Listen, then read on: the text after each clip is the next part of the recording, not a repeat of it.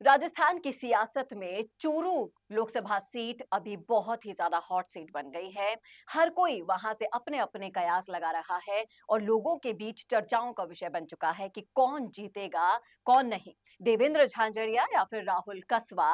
और चूरू लोकसभा सीट के बारे में अब डिटेल में चर्चा करने के लिए हमारे साथ मौजूद हैं चूरू लोकसभा क्षेत्र से ही बलबीर बलबीर सिंह जी बिजारनिया जी। आपका बहुत बहुत स्वागत है। धन्यवाद जी।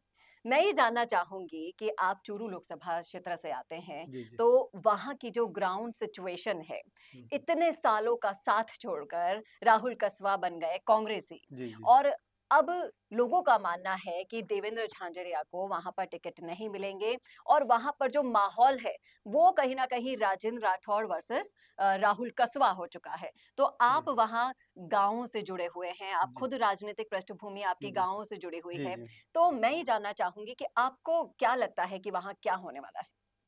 देखो, चूरू लोकसभा क्षेत्र बहुत बड़ा है, हुँ, 25,000 की आबादी है, लगभग 22 लाख वोट है वहाँ पर, 8 विधानसभा क्षेत्र हैं।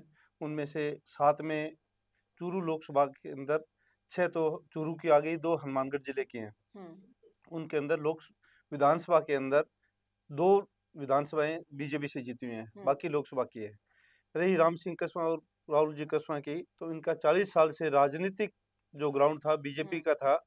इनके अचानक टिकट काटने के कारण लोगों में और खासकर किसान बिरादरी के अंदर बहुत भारी रोष है। हुँ, लेकिन मोदी जी की विजन होने के कारण सीट झाझड़िया जी निकालेंगे, देवेंद्र झाझड़िया जीत उनकी हो जाएगी। हुँ, हुँ। आपको लगता है कि देवेंद्र झाझड़िया और मोदी लहर मिलकर वहां पर जीत दर्ज कर लेंगे? जीत दर्ज हो जाएगी जी, जी। मोदी जी विजन के कारण। जी, इसके अलावा आप हनुमानगढ़ से आते जी। हैं, तो और आपकी जो मिसेज़ हैं वो हुँ, भी पहली महिला उप प्रमुख रही हुई जी, हैं, जिला जी, उप प्रमुख। तो मैं ये जानना चाहूँगी कि ये जो गाँव से जुड़ाव है, जी, जी। ज़्यादातर ऐसा माना जाता है कि गाँव में कांग्रेस की पहुँच बहुत ज़्यादा है, बीजेपी की कम है। क्या ये सच में सही है?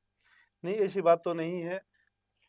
बीजेपी की अच्छी पहुँच है, लेकिन वो बॉर्डर एरिया के किसान आंदोलन के मुद्दों के कारण बीजेपी विधानसभा में कमज़ोर रही है, हुँ, ख़ास करके बॉर्डर एरिया के अंदर। जी। लेकिन लोकसभा के अंदर मोदी जी के विज़न की वजह से 25 की 25 सीटें बीजेपी की निकल जाएँगी। जी, जी।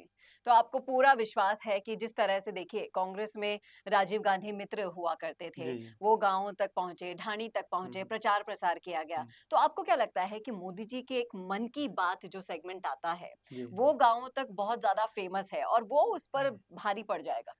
मोदी जी की क्या है, सीधी पहुँच है, जनता की आवाज़ मोदी जी बन रहे हैं। छोटे से छोटे काम को मोदी जी ने छुआ है, जैसे हुँ, सफाई का हो, लोगों को, रेहड़ी वालों को, पटरी वालों को 10-10 हज़ार रुपए की वो लोन देने वाला हो। हुँ, गरीब के छत का काम है, मकान दिए हैं। हुँ, छोटे से छोटे सबसे ज़्यादा काम तो टॉयलेट का और सफाई का काम है। मोदी जी का विज़न ये सबसे अच्छा रहा है। हुँ, हुँ। इस वजह से लोगों में मोदी जी का अच्छा क्रेज़ है। जी। उस वजह से सीटें आ जाएँगी। तो 1 बार, 2 बार तो हो चुका है और मिशन 25 को लेकर माना अब ये जा रहा है कि अब हैट्रिक लगेगी अब की दोबारा बार से। हैट्रिक लगेगी, तीसरी बार राजस्थान में 25 की 25 जीतेंगी। ऊपर रा हुँ, एक बार मोदी सरकार, फिर 400 पार, 400 सीटें आएँगी जी।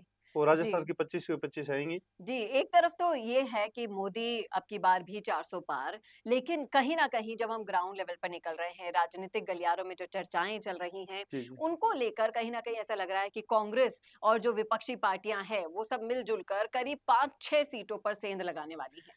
आपको चल रहा क्या है, लगता है? मीडिया मीडिया भ्रमित कर रहा है, 7 सीटों की बता रहा है, लेकिन मोदी लहर की वजह से जितने भी मुद्दे हैं वो सब गौण हो जाएँगे। मोदी लहर चलेगी, उसमें 25 के 25 बीजेपी हुँ, की आएँगी। जी, तो देखा आपने किस तरह से इन्होंने कहा कि मोदी लहर में जो भी ये जो छोटी-मोटी चीज़ें चल रही है, जो भ्रमित कर रही हैं, 5-6 सीटों पर सेंध लगेगी, ये सारी चीज़ें तहस-नहस होने वाली है और बीजेपी की एक बार फिर से हैट्रिक लगने वाली हैट्रिक। है, ये इनका मानना है। आपकी क्या राय है? आपका क्या सोचना है? आप चूरू लोकसभा क्षेत्र से आते हैं, तो आप भी बताइएगा आपकी राय कि आप क्या सोच रहे हैं कि वहाँ पर कौन जीतने वाला है, राहुल कसवा या देवेंद्र झांझरिया? आपकी राय भी हमारे लिए बेहद मायने रखती है, इसलिए रखिएगा ज़रूर। सर, आपका बहुत-बहुत शुक्रिया हमसे धन्यवाद, जुड़ने के लिए धन्यवाद जी।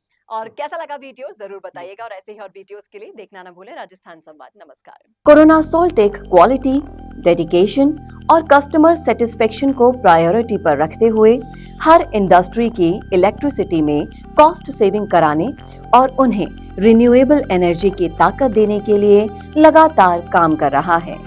क्योंकि कोरोना सोलटेक में हमारा मानना है कि देश के रिसोर्सेज को सस्टेनेबल बनाने के लिए जरूरी है कि हम सबका उसमें बड़ा कंट्रीब्यूशन हो। इसीलिए सोलर प्रोजेक्ट्स की टाइमली डिलीवरी करते हुए एक पार्टनर की तरह आपकी इंडस्ट्री को हम अपडेट करते हैं और हमेशा आपकी सर्विस के लिए तत्पर रहते हुए सोलर एनर्जी का पूरा पोटेंशियल आपको मिले, इसी दिशा में काम करते हैं।